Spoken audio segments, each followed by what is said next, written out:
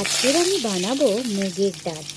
আমরা নিরামিষ দিনে প্রতি সপ্তাহে এই মুগ ডাল রান্না করি।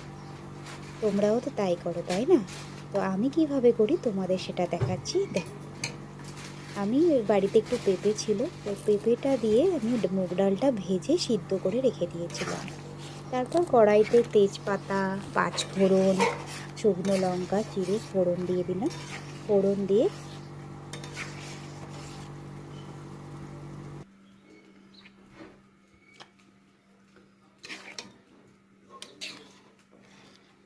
দেখো, তারপরে ওদিকের কড়াতে ওই যে দেখছো আম ফুটছে, একটু আমের চাটনিও করে ফেলবো বলে আমটা সিদ্ধ করে নিয়েছিলাম।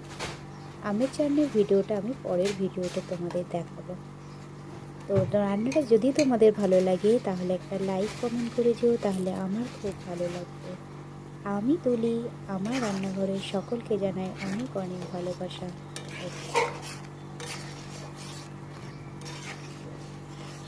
যদি কিছু ভুল ত্রুটি করে থাকি তোমরা কমেন্ট করে জানিও।